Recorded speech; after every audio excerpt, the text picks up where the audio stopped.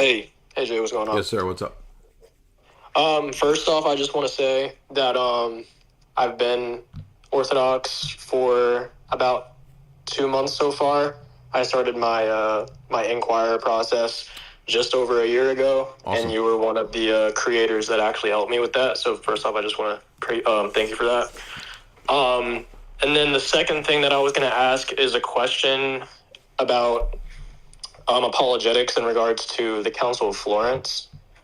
So from what I understand, from like reading into the council, because I'm getting into sort of like Catholic apologetics and trying to understand their position, is they like to utilize St. Maximus the Confessor's letter to Marinus as sort of like oh look, there's an Eastern Father that supports our view of the filioque. So hold on. Before we go any further, Maximus is not supporting their view of the filioque. First of all, because Maximus says, why don't we grant them the benefit of the doubt, because they might mean economia. As this doctrine gets formulated in the West of the Council of Lyons, they dogmatically state, no, it does not mean economia. It actually means, as Augustine says in On the Trinity, double eternal hypostatic procession and origin. Right. So the letter to Marinus really isn't even relevant anymore, because the debate progresses after Maximus to be a dogmatized filioque position. But in terms of Florence, if I recall, didn't the Latins at Florence not even want to use the letter to Marinus?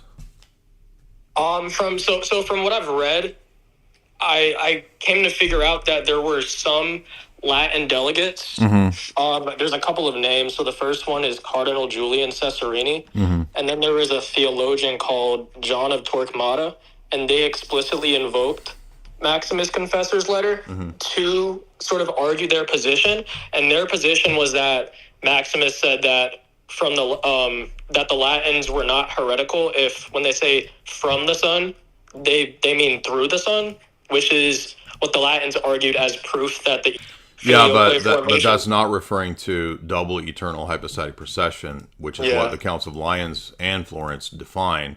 And that's why the Orthodox response to that argument is the Tomos against John Bekos, because that's what the whole issue is with Bekos. Okay. Have you read that yet? No, actually, no. What I was going to ask you is sort of like if there were any sort of like apologetics books or like church fathers that I can read up on to further support. Yes. So this is actually from the book that I highly recommend, Crisis in Byzantium, by Papadakis, and it's about the not just Blackernay, but also the theology of Gregory of Cyprus. And there's a section in there that's called the Tomos. It's a famous document called the Tomos against John Bekos. Bekos was a Latinizer who wanted to make this argument, and the Byzantine response is to reject it, because it's not a question of whether you can use the term through the Son. It's a question of do Lyons and Florence go beyond that and say that the Son is also a co-cause with the Father? And the answer is, of course, yes. So the Byzantine Church said, no, we reject this line of argument from John Bekos. Right. Yeah, I appreciate that, man. Yeah, I just wanted to sort of like get more like clarification on that. This book right here is highly, highly necessary for this debate. Crisis in Byzantium by Papadakis. It's a very important book. And this section that you can read online, the Tomos against John Bekos, I'm pretty sure it's just a chapter from this book. Okay, I appreciate that. The second thing I was going to say is when they say, oh well, like most of the Eastern bishops were at Florence and they signed it, and there was only one, and that was Saint Mark of Ephesus. Like they sort of use that as like a majority. And but that's it's not a like. So what? It's first of all, it's not all of them. Yeah. So let me just list. This argument's been coming up lately. Oh, you agreed with the Council of Florence, and you're held to it. No, we're not. Like that's your made up standard, right? And I would say there's several necessary conditions. There could be more. But first of all, it has to, for a council to be binding and infallible, it has to be true. Number one, if it's false, right, it's not binding. Number two, the entire oikoumenion has to be represented, and so there's a lot of robber councils in which it's not like, for example, the Council of Herrera, which is the iconoclast number 3. The bishops have to universally agree because that's the kataholos. So the representative of Alexandria was St. Mark of Ephesus. He didn't agree, so it's not universal.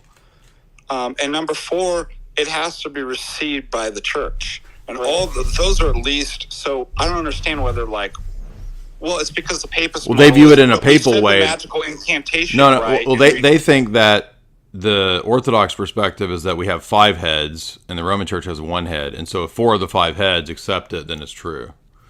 Yeah. But if you notice in the debate with Ubi and Voice of Reason admitted that the decision of a legate isn't binding and isn't equivalent to the actual bishop accepting it. So if the legates come back to their homes and the bishops reject it, that destroys the entire Florence argument. Yes, exactly. Thanks, Jay. Right. Yeah. So usually what I would say, I would just ask if this is a fine counter. So to counter that, I would just reference Father Ananias was saying robber councils in ecumenical history, where, for example, the Council of Ephesus in 449, it had episcopal signatures and imperial backing, but it failed because ultimately the majority and the authority doesn't determine truth, like he was saying. So I just kind of wanted to just... Well, but also there's a notion of reception theory in Orthodoxy and in Catholicism, and like Ubi always points out, the same idea is in Orthodoxy that just because of this or that bishop or patriarch or emperor accepts something doesn't mean that it's therefore true or binding. It has to be received by the rest of the church.